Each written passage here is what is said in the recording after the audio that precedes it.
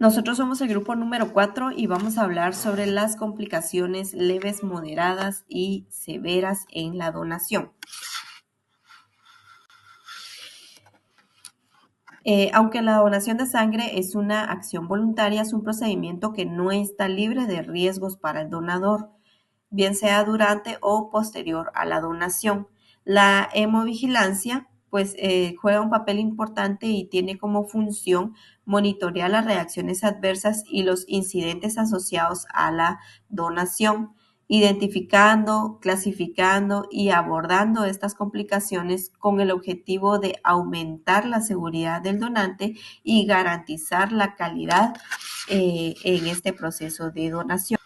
Nuestra investigación tiene como objetivo general identificar las complicaciones relacionadas con la donación de sangre, clasificándolas según el grado de severidad y criterios internacionales de hemovigilancia, proponer estrategias de prevención y manejo clínico. Y como un objetivo específico podemos mencionar analizar cuáles son los factores predisponentes que conllevan al donador a tener una reacción adversa. La Sociedad Internacional de Transfusión de Sangre y SBT con la Red Europea de Hemovigilancia en conjunto han desarrollado sistemas de clasificación, reporte, manejo y seguimiento de estos eventos adversos. Y según criterios como impacto clínico, la duración, el manejo requerido y posibles repercusiones, clasifican estas reacciones adversas en leves, moderadas y severas. Leve, que significa que no hay signos inmediatos que no representan un peligro para la vida y que tienen una resolución completa. Y moderada, que tiene signos inmediatos, pero que sí comprometen la vida del donante. Se requiere de un tratamiento de urgencias pero sí tiene una resolución completa. Y grave, que requiere una hospitalización o una intervención y tiene morbilidad a largo plazo, incluso puede ocasionar la muerte. También hay una clasificación según el grado de imputabilidad y aquí se clasifica como sin relación, que no hay evidencia que el componente no es el responsable, posible, que podría ser o no debido a otra causa distinta a la donación, seguro que se ha probado que el efecto adverso es muy probablemente por la transfusión, NC, que no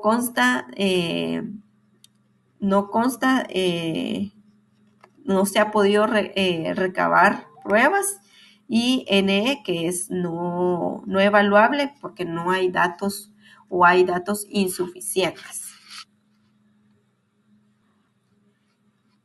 Entonces, estas organizaciones pues han clasificado las complicaciones por complicaciones derivadas por síntomas locales, por inserción de aguja. Dentro de ellas podemos clasificar la complicación de aparición de sangre fuera de los vasos sanguíneos, causando hematomas, punción arterial, sangrado tardío, característica del dolor, ¿verdad? Por una lesión, irritación de los nervios, un brazo, que haya mucho dolor en el brazo, por una infección o inflamación localizada, una tromboflebitis o una celulitis, y otras lesiones de los vasos sanguíneos como una trombosis venosa profunda, un síndrome compartimental, pseudoneurismo de la arteria bronquial. La segunda clasificación es por reacciones vasovagales. Dentro de ellas podemos clasificar si hay pérdida de la conciencia o sin pérdida de la conciencia, con lesión o sin lesión, si ocurre dentro del sitio de donación o que ya haya abandonado el sitio de donación. También se clasifican complicaciones relacionadas con la aféresis, reacciones del citrato, hemólisis, embolia gaseosa, infiltración.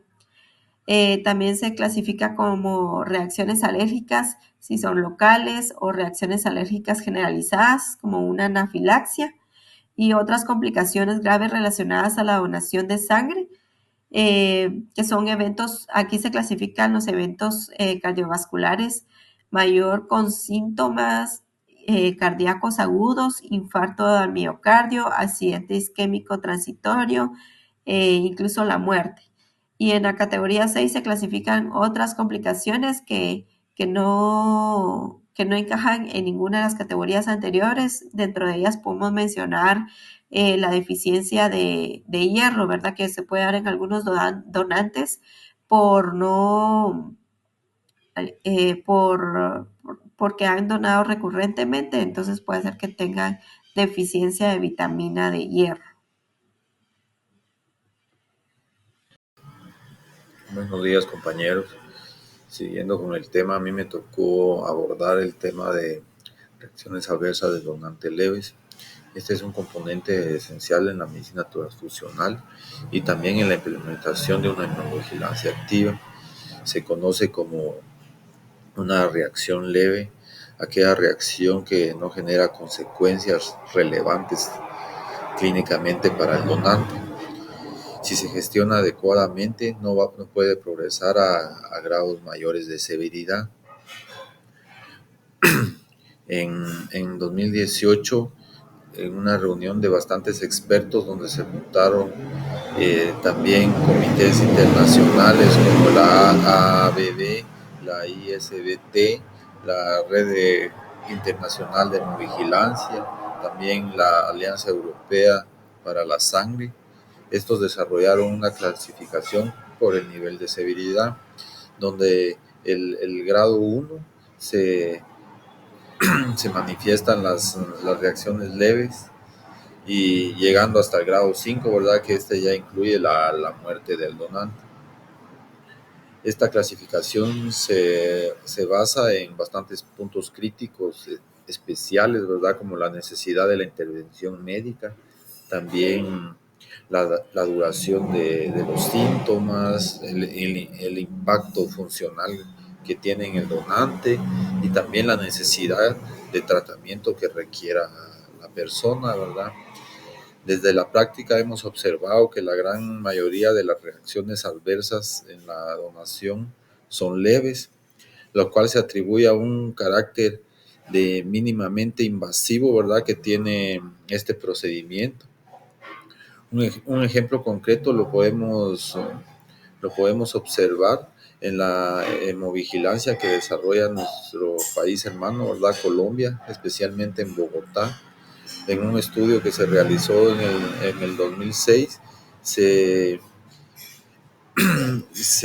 evidenció, ¿verdad?, que las manifestaciones leves son mucho más altas que las demás, donde un 83.3% fueron leves y un 14.3% moderadas, y apenas un 2.5% de las reacciones observadas fueron severas, ¿verdad? También se observó que el 90% de todas estas reacciones fueron de un carácter inmediato. Ahora bien, cuando se emplean procedimientos un poco más complejos como la féresis, la incidencia de las reacciones de mayor severidad tiende a aumentar, ¿verdad?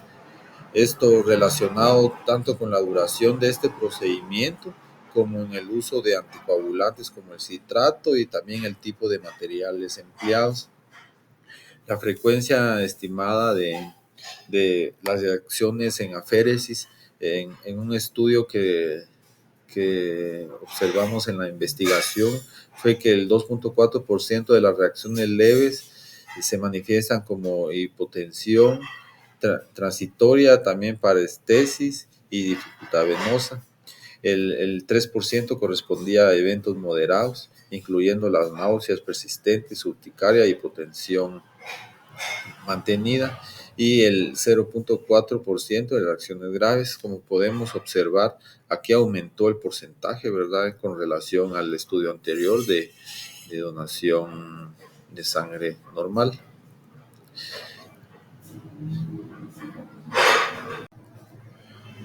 Dentro de las reacciones leves se reconoce principalmente tres categorías clínicas en las que tenemos la reacción adversa vasovagal, que esta se manifiesta con síntomas como palidez, sudoración, vértigo, una disnea leve y un descenso de la presión arterial que no sea de más de 15 milímetros de mercurio. También tenemos las reacciones adversas por venopunción. Estas están relacionadas con la falla técnica, ¿verdad?, en el acceso venoso. También se consideran leves cuando se produce un hematoma menor de 5 centímetros o puede ser una inflamación localizada también. También tenemos las reacciones por toxicidad de citrato. Se observa en procedimientos como la féresis con manifestaciones como hormigueo peribucal, mareo, temblores y náuseas, sin llegar a vómito, ¿verdad? Como podemos ver en el cuadrito pequeño, las reacciones vasovagales leves producen una disminución pasajera de la presión arterial sin pérdida de la conciencia y se presenta con varios síntomas como mareo, sudoración, náusea, palidez, visión borrosa y no requiere asistencia médica. También la local son alteraciones en el sitio de punción, ¿verdad?, de unas características menores y como puede presentar síntomas como el dolor leve, equimosis, que sea menor a 5 centímetros, un sangrado mínimo y no tiene que requerir también asistencia médica. También podemos tener manifestaciones generales como la sensación de debilidad, ansiedad y puede presentar síntomas como inquietud o bochorno o cefalea leve y tampoco debe de requerir asistencia médica. Bueno, yo les voy a hablar sobre las complicaciones moderadas, ¿verdad? Voy a hablar sobre la epidemiología, donde se han hecho varios estudios que se presenta que del 2 al 5% de los donantes lo presentan. No es frecuente. Generalmente está asociada a la edad, con jóvenes menores de 25 años, ¿sí? En el género del donante que más se presenta es en el femenino. La experiencia previa a donar, principalmente cuando son donadores por primera vez, están muy ansiosos y nerviosos y eso los predispone, ¿verdad? El peso de la persona, ya que si está de muy bajo peso también puede llegar a tener esa complicación y las condiciones médicas que pueden tener preexistentes y que uno conoce. Como fisiología vamos a ver que tiene un origen reflejo neurocardiogénico. Es una respuesta normal del sistema nervioso autónomo, bajo flujo cerebral, vasodilatación periférica y especialmente se presenta en los extremos inferiores. Vamos a ver el grado moderado de esta forma. La alteración fisiológica principal es una activación significativa con respuesta vasodepresora y cardioinhibidora. Quiere decir que se va a presentar la presión baja, además va a tener bradicardia. Los latidos del corazón van a ser muy bajos. Va a tener una percusión cerebral. Quiere decir que no le va a llegar suficiente oxígeno al cerebro y eso lo va a hacer que empiece a divagar. Las respuestas autonómicas son la bradicardia y la vasodilatación sostenida. Va a tener poca frecuencia cardíaca y la vasodilatación sostenida la va a tener en las extremidades inferiores. Luego va a tener otros efectos fisiológicos como es la pérdida de conciencia, pero lo más importante aquí es que solo se va a perder por 1 minuto y su recuperación va a ser rápida. Va a presentar náuseas, va a tener mareos, pero luego se recupera rápido y lo más importante es que como su vasodilatación sostenida va a ser en las extremidades inferiores, para que sea más rápida su recuperación hay que elevarlas y de esa forma es como logramos recuperarse, que el paciente se recupere lo más antes posible. Las complicaciones severas durante la donación de sangre no son muy comunes de observar, pero tampoco no hay que descartar durante este proceso, como las complicaciones o reacciones severas son las convulsiones, parálisis y la arritmia. En cuanto a la convulsión, las convulsiones en el momento posterior a la donación, por lo general se produce por una reacciones vasovagales, lo que quiere decir que sea por un desmayo o por otra cosa. En cuanto a, a lo peligroso que le presenta al paciente, podría ser asomatarse la cabeza, fracturarse, morderse la lengua, incluso puede llegar a morir si no lo atienden de la manera correcta. En cuanto a ello, se maneja un protocolo específicamente para esta reacción, que se debe de proteger al paciente, colocarlo en una posición adecuada para él y verificar que no muerda la lengua también durante para evitar la integridad, para mantener la integridad del donante. La parálisis es muy poco común durante este proceso. Por lo general también es una reacción vasovagal peligrosa que logra producir la pérdida de memoria y también puede ausentar la movilidad del paciente, por lo cual el manejo inmediato durante de esa reacción, perdón, es de tener la donación inmediata, evaluar sensibilidad y movilidad y mantener la calma y vigilar al donante durante esta reacción que se le presenta.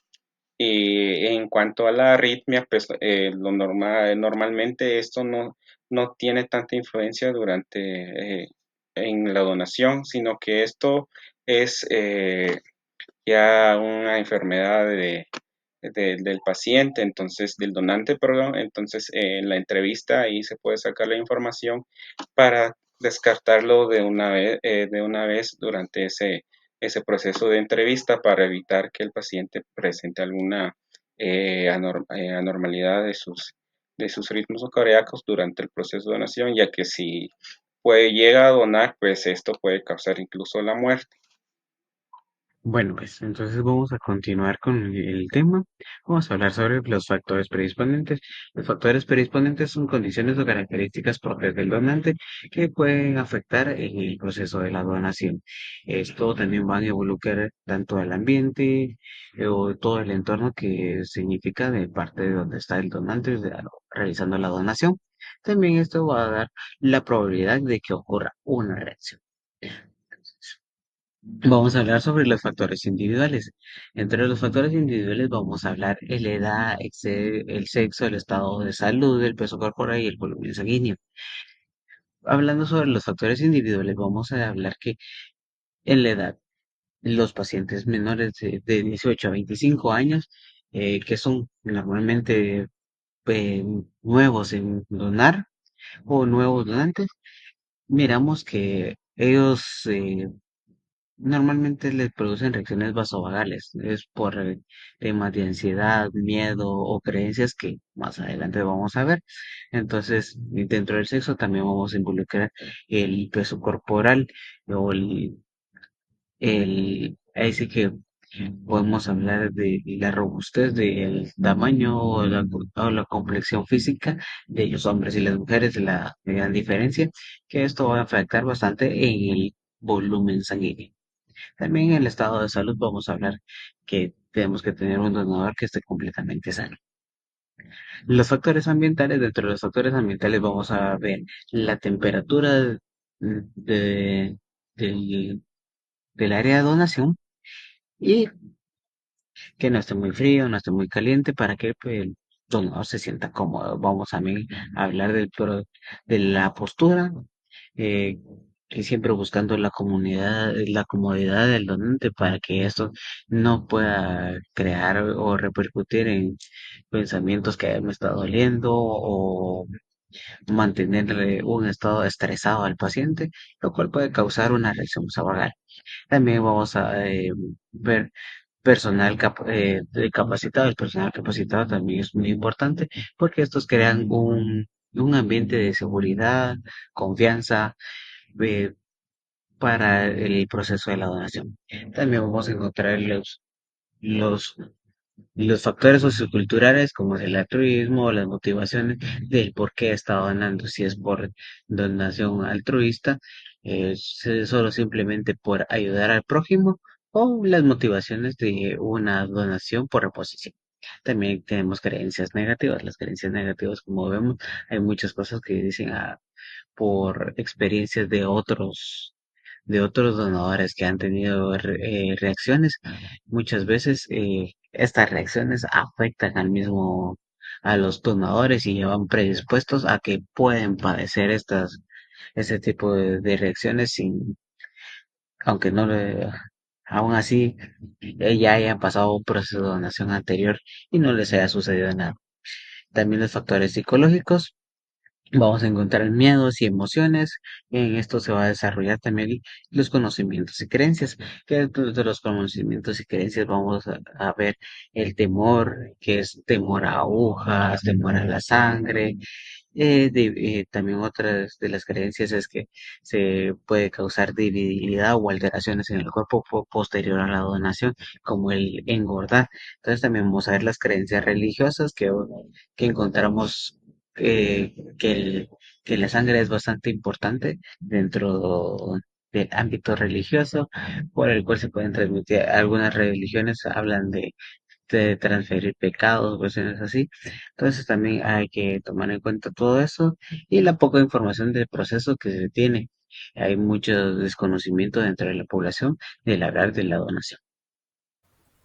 Buen día para todos. Continuando con el manejo clínico y prevención, a continuación voy a presentar unos protocolos generalizados sobre las complicaciones leves, moderadas y severas. Para las complicaciones leves en las que podemos clasificar mareos, náuseas, sudoración, ansiedad leve, dolor leve en el sitio de punción o hematomas, para el manejo clínico, posicionar al paciente de tal manera que sus extremidades inferiores queden en una parte alta, aplicar compresas frías si hay sudoración o en los hematomas, mantener la hidratación oral para el donador, monitorear sus signos vitales durante los 15 a 30 minutos después de iniciadas las complicaciones. Para la prevención, siempre mantener la hidratación y alimentación antes de donar. El proceso se debe realizar en un ambiente tranquilo y realizado por personal capacitado. Debemos evitar punción traumática, utilizar técnicas correctas de venopunción y fijación y mantener la supervisión continua durante la donación. Con las complicaciones moderadas en las que podemos clasificar síncope, vómito, dolor moderado, hematoma, reacción vasovagal moderada. Para el manejo clínico, pues siempre posicionar al paciente elevando sus extremidades inferiores, utilizar oxígeno si hay dificultad respiratoria o baja saturación, monitorización constante. Podemos utilizar un antiemético oral si está indicado y permitido, así como medicamentos para controlar el dolor, aplicar presión en el sitio de hematoma y mantener una observación médica. Para la prevención es necesario identificar y controlar ansiedad o fobia en algunos pacientes, también mantener el registro de antecedentes de reacciones previas, si el paciente ya fuera un donador recurrente, y siempre tener el entrenamiento del personal para detección precoz de estas complicaciones. Y por último, para las complicaciones severas en las que podemos clasificar reacciones alérgicas o anafilaxia, convulsiones, crisis nerviosas, hemorragia, shock hipovolémico o lesión del nervio. Para el manejo clínico podemos administrar adrenalina, oxígeno, antihistamínicos o corticoides. Siempre mantener en una posición de seguridad para proteger al donante, para evitar lesiones en el caso de convulsiones. También aplicar presión firme en el brazo cuando hay hemorragia. Y en estos casos siempre es importante el traslado urgente a un área donde pueda ser atendido de una mejor manera. Para la prevención, durante la entrevista es importante siempre evaluar el historial clínico del donador y también como banco de sangre mantener un entrenamiento de primeros auxilios, así como la supervisión continua del personal y de los donadores. También mantener un equipo de emergencia disponible para tratar estas complicaciones. Muy buen día a todos, pues les voy a hablar sobre la hemovigilancia y monitoreo. Hablando de hemovigilancia, pues este es un conjunto organizado, ¿verdad?, de procedimientos de vigilancia de posibles eventos o reacciones adversas, graves o inesperadas en donantes o receptores de componentes sanguíneos, así como el seguimiento epidemiológico de los donantes. Esto se aplica en todas las cadenas de transfusión, desde la donación hasta la transfusión de sangre, y componentes y proporciona información útil en relación a la movilidad de los procesos, ofreciendo pues guías para desarrollo de medidas correctivas preventivas que evitan la aparición de dichos incidentes o recurrencias de estos. Es necesario detectar y registrar los incidentes y efectos adversos e inesperados que acontecen en torno a donaciones de sangre y a los procedimientos de aféresis, considerados los que cursan con síntomas locales, lo que cursa con síntomas generales y posibles complicaciones. Estos reportes se realizan en formato de notificación de reacción adversa a donaciones de sangre total y aféresis. En este formato debe realizarse el seguimiento periódico de evoluciones clínicas del donante, el cual, dependiendo de la severidad, podrá ser presencial o virtual en caso de reacciones leves, las que serán hechas por un médico cirujano.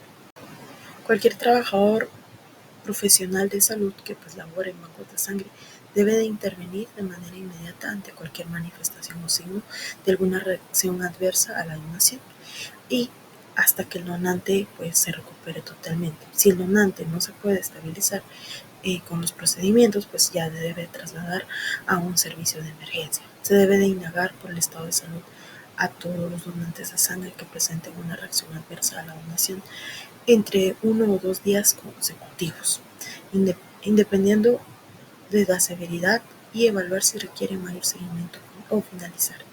Los seguimientos realizados se deben registrar en formato de notificación de reacciones adversas a la donación de sangre total y aféresis.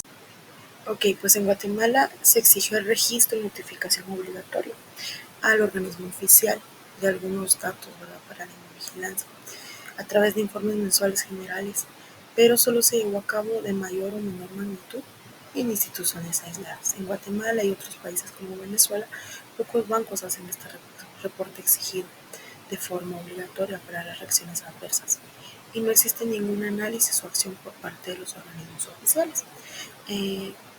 Existen causas de la falta de implementación de un sistema de hemovigilancia y pues los vamos a enumerar en 3 grandes factores. Los políticos, ya que no existe un regulador, ¿verdad?, que proporcione algún programa de sangre operativo, alguna ley o normativa. También los recursos, por falta de recursos humanos, tanto para el trabajo ordinario como para la ejecución de funciones específicas. Y la cultura de responsabilidad, que es muy importante. En los casos en los que se ha intentado implementar la hemovigilancia, pero no ha sido posible, se describe de la siguiente manera, ¿verdad? No existe un estándar oficial que exija que se realice todo este tipo de actividades y por lo tanto no existe apoyo para estas iniciativas. Muchas gracias. Muy bien, continuando, platiquemos sobre lo que es la medicina transfusional en Guatemala. Según el Programa Nacional de Medicina Transfusional de Bancos de Sangre, fue establecido en 2003 según un Acuerdo Gubernativo 75-2003 basado en la Ley de 1997. Guatemala mantiene procesos de transfusión alineados con estándares internacionales para proteger a los receptores. Esto se puede demostrar verificando que se implementó un sistema centralizado de análisis serológico para evitar contagios por transfusión.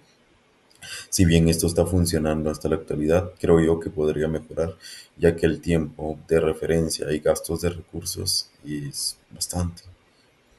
Ahora bien, aún existen limitaciones estructurales como la falta de protocolos de seguimiento post-donación, que es algo que actualmente se ha descuidado, ya que no en todos, pero en la mayoría de bancos de sangre a nivel nacional no cuentan con estos protocolos post-donación para ver alguna reacción adversa, ya sea en el momento o tardía. En un estudio realizado en uno de los SIGs de Guatemala, entre los meses de mayo y octubre del 2017, encontramos los siguientes hallazgos. Las mujeres y los donantes primerizos son los más propensos a una RAD, una reacción adversa posdonación. Solo el 6.8% de los donantes que presentaron RAD fueron voluntarios altruistas. La mayoría de RAD fueron leves y transitorias, es decir, que sí o sí el resto fue por obligación o fue su primera vez, lo que conlleva a tener una reacción adversa más propensa. Se confirma lo observado en otros estudios, mayor riesgo en jóvenes y mujeres. El seguimiento posdonación está ausente, limitado a la detección de efectos secundarios tardíos. Esto es algo de lo más común, ya que no solo en los SIC, sino que en todos los hospitales nacionales de Guatemala es bastante decadente lo que son protocolos para el seguimiento de una RAD. Muy bien, como conclusión, al leer este estudio, logramos crear algunas recomendaciones para poder superar las barreras, las cuales son las siguientes. Número uno, diseñar protocolos de seguimiento post-donación. Esto nos va a permitir detectar eventos adversos tardíos, fomentar la donación voluntaria y altruista. Esto nos ayudará a reducir la presión sobre el modelo de reposición.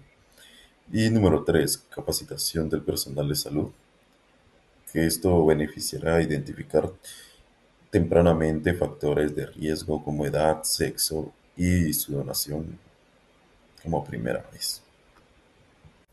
Los aspectos éticos en el manejo del donante de sangre son fundamentales para garantizar una atención respetuosa, justa y sobre todo segura. Estos principios buscan proteger tanto al donante como al receptor y asegurar que todo el proceso se lleve a cabo con integridad y transparencia. Dentro de los principios o aspectos éticos principales que se pueden mencionar y que hay que tomar en cuenta con cuidado es el consentimiento informado.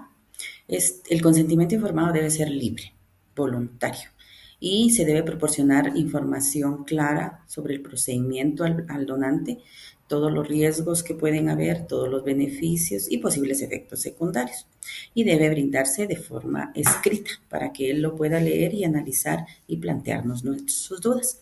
Se le debe informar al donante también sobre todas las pruebas serológicas que se le van a realizar. Él debe estar consciente y autorizar con su firma en el consentimiento que se le van a realizar pruebas, ¿verdad? Mencionarle que de acuerdo a la medicina transfusional y bancos de sangre y el decreto 8797 en Guatemala, pues es obligatorio realizarle la prueba de VIH, hepatitis B, hepatitis C, sífilis, chagas, citomegalovirus, ¿verdad? Y que él esté consciente de que va a firmar el consentimiento informado. Mencionarle también las posibilidades de que estas pruebas pueden resultar reactivas, explicarle la diferencia entre reactivo y positivo para que él no se vaya a asustar en el momento que le pueda recibir alguna llamada o alguna notificación. La confidencialidad también es otro aspecto ético a considerar, en donde toda la información personal y médica se le debe explicar al donante y apoyarlo en ese sentido y mantenerse todo con confidencialidad, ¿verdad? Explicarle al personal que cada una de las situaciones que se puedan abarcar con el donante deben ser confidenciales. La no maleficencia. Dentro de todos los procesos de atención al donante se deben seguir todos los protocolos clínicos que se tengan establecidos en cada banco de sangre y que abarquen toda la etapa predonación para minimizar riesgos al donante. Por ello es que se debe evaluar cuidadosamente todas las condiciones de salud del donante para evitarle en algún momento complicaciones futuras. La no maleficencia. Dentro de todos los procesos de atención al donante, pues deben seguirse todos los protocolos. La beneficencia, hacerle conciencia, ¿verdad?, al donante de que al dar su sangre, pues tiene que ser de forma voluntaria, sin ninguna obligatoriedad. Debe ser altruista y solidario, sobre todo con las personas que están enfermas, para no comprometer la salud de él, ¿verdad? La justicia y La equidad es otro aspecto importante. Todos los donantes deben ser tratados con equidad, ¿verdad? Sin ningún tipo de discriminación, ni de sexo, ni de raza, religión, orientación sexual o condición socioeconómica. La ética se basa en utilizar la selección del donante de acuerdo a criterios médicos. La voluntariedad y gratuidad. La donación de sangre debe ser voluntaria, ¿verdad? Y explicárselo al donante. No debe ser remunerada y recordarnos que las recomendaciones de la OMS, pues, y en el programa de medicina transfusional y las leyes en Guatemala, pues, van inclinadas a que todo debe ser gratuito. La responsabilidad la responsabilidad profesional, sobre todo este aspecto, ¿verdad?, va obligado al personal de salud. Y tenemos que hacer conciencia sobre en cada uno de los pasos de la selección del donante debe hacerse de una forma imparcial, garantizando que todos los procesos sean seguros. Con respecto a los aspectos humanos, en el manejo del donante se centran en el respeto, la empatía y el trato digno que demos como trabajadores de salud hacia la persona que decide donar sangre. La impresión que ellos reciban de nuestra atención es muy importante y es donde el aspecto humano radica, ¿verdad? Porque nosotros vamos a emitir una situación de confianza en el donante. Podemos mencionar dentro de los aspectos a considerar en lo que se respecta a los aspectos humanos, la empatía y sensibilidad. Es muy importante el escuchar activamente al donante, demostrando interés en sus parámetros que él mencione, cada una de las situaciones que nos cuente, ya sean duras o alegres, ¿verdad? Y en todos sus temores, porque es la forma en que nosotros le vamos a transmitir confianza. El respeto y la dignidad. Tratar al donante como un ser humano valioso, no solo como una persona que llega a donar algo que nos va a servir, sino respetar sus decisiones, sus creencias, su privacidad y sobre todo valorar mucho su tiempo. La comunicación clara y honesta. Toda la información que le demos al donante debe ser fácil de comprender y formar un diálogo abierto, donde el donante puede realizar preguntas y expresar todas sus inquietudes. Reconocimiento y gratuidad. Hacer sentir al donante que su contribución es valiosa y significativa para los enfermos y agradecer su acto altruista, ¿verdad? Sobre todo, enfocar este aspecto. La privacidad y la discreción. Esto lo debemos garantizar. Tiene que ser un ambiente cómodo, reservado durante todo el proceso y evitar situaciones que creen alguna incomodidad en el donante, ¿verdad? Para que él vea que todo es privado y que nosotros vamos a guardar toda la información que él nos dé con discreción. Vamos a ser totalmente discretos, ¿verdad? El cuidado integral, que abarca todos estos aspectos. Tenemos que estar atentos a que el donante reciba una atención personalizada, que reciba su evaluación médica y nosotros como trabajadores de salud pues darle el seguimiento postdonación por cualquier malestar físico o emocional que se pueda presentar en el donante o en el paciente. Después de haber escuchado sobre las reacciones adversas a la donación, que estas pueden ser leves, moderadas, severas, entonces nosotros ¿qué concluimos? Pues la donación de sangre, aunque es un acto voluntario y altamente beneficioso para la sociedad, no está libre de riesgos para quien la realiza. A lo largo de este análisis se evidenció que si bien la mayoría de los eventos adversos son leves, como mareos, náuseas o hematomas, existen reacciones moderadas y severas que pueden comprometer el bienestar del donador y afectar su decisión de volver a donar. Estos riesgos no solo dependen de las condiciones del donador, como en el caso del peso corporal, la edad o la ansiedad, sino también de la calidad del procedimiento, del ambiente físico y de la formación del personal que está encargado. Se identificaron fallas recurrentes en la técnica de venopunción, en el monitoreo postdonación y en la atención de síntomas iniciales que podrían prevenir desenlaces más complejos. En Guatemala el reto aún es mayor.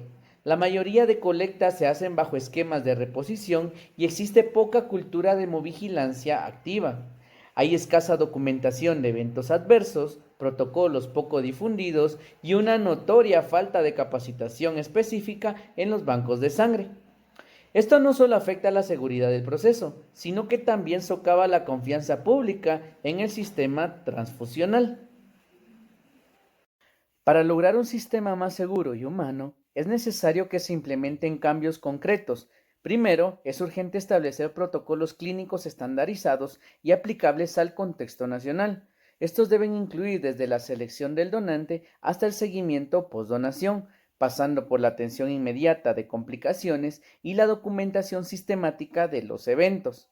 Segundo, debe fortalecerse la formación del personal. No basta solo con saber extraer sangre, se requiere personal clínicamente competente para reconocer signos tempranos de reacciones adversas, responder también de manera oportuna y actuar con empatía.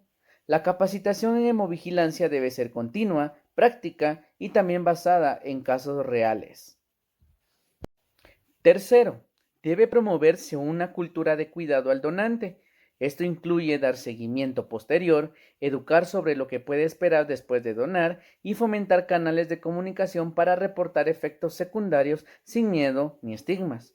También se debe reforzar la importancia de la hidratación, la alimentación y el descanso previo como medidas preventivas clave. Finalmente, es indispensable que los bancos de sangre trabajen en conjunto con las autoridades de salud para consolidar un sistema nacional de hemovigilancia.